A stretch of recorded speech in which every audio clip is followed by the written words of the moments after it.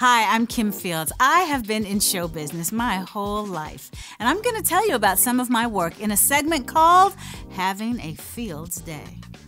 Baby, I'm Back was my first series. I was 8 years old and I was a small 8. I was tiny. And I'll never forget, this was when I learned the very valuable lesson about continuity.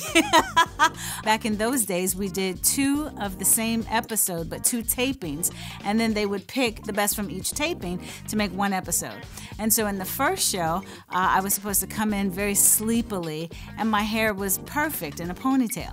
And then that 8-year-old Kim said, well, wait a minute, if you've been sleeping, your hair should be messy. So the second episode, I took it upon myself to help the story, and I messed up my hair, and I came out and they said, cut! What happened to your hair? It doesn't match what we did before. And that's when I learned about continuity at 8 years old. Good times. Now, funny enough, even though I was on the show twice, my best memory from there is not actually when I was on as an actress, but when my mother was on, and she played the iconic Mrs. Gordon, which introduced the role of Penny, Janet Jackson's birth mother, and the very serious subject of child abuse. And my memory, though, is how hard Mom and Janet worked at our apartment to get it so very right. The only way I can get my daughter back is to prove Walona's an unfit mother. And that's exactly what I intend to do. And you can see how hard they work. Those scenes are really, really something else.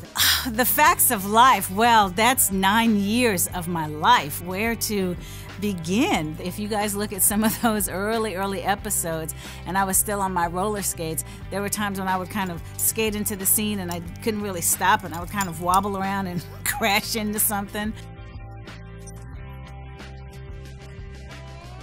But remember, Facts of Life was a spin-off from Different Strokes.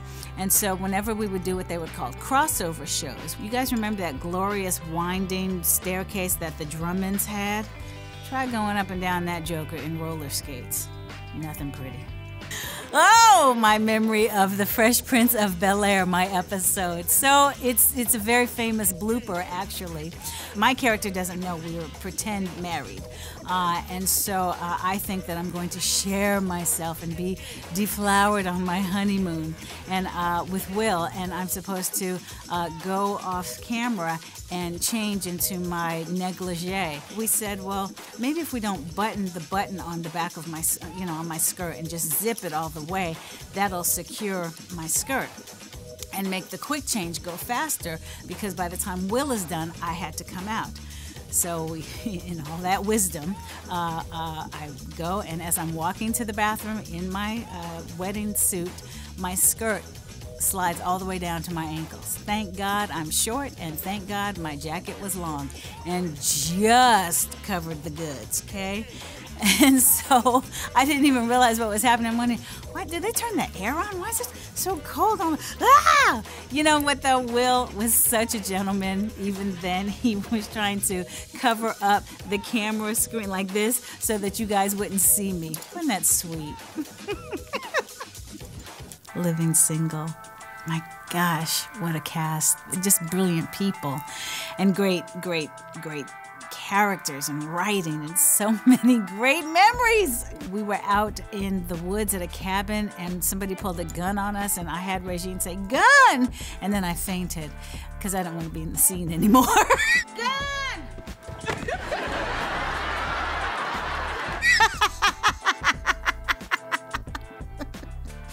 But it worked.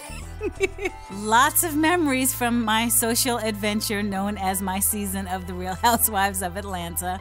I think my favorite moment was kind of a bittersweet moment, quite honestly, when we were on the girls' trip to Miami, and I was in the courtyard of this restaurant, beautiful waterside restaurant, and I was looking around, and I really started missing my husband, Christopher, and I was like, I gotta get out of here. I don't want to be with a bunch of chicks in this really nice environment. I miss my man. I want to go home. If you are blessed to have this type of relationship, you praise God for that all day, every day. I was married before, and I was divorced, and leading up to, being separated and then divorced, there was a time when my then husband was out of the country for 2 weeks, and rather than feeling like, oh, I miss my husband, I honestly felt more like my roommate was out of town. And that was kind of that moment when you go, wow, I don't think this marriage is going to work anymore. And so to then fast forward a couple of decades later and to have that sense of, oh my gosh, I miss my husband. And folks, I didn't know that I was going to ever feel that again. So I'm grateful for that moment and that opportunity. Oh, Dancing with the Stars. Oh.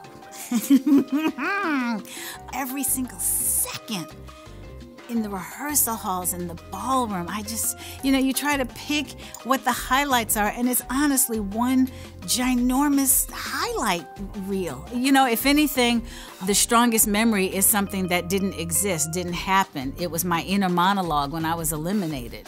That battle of be gracious, be professional, don't say nothing. Inner monologue, you better stay inner, don't say nothing. Because I wanted to holler out, this is some bull, Tom. This isn't something you saw coming. No, not at all. Didn't see this coming at all. I ain't going home. Y'all better find another way to make this work. So, dolls, all of those marvelous stories are touched upon in this marvelous gem. Check out my new book, Blessed Life, which is in stores and available digitally and in the audiobook world right now.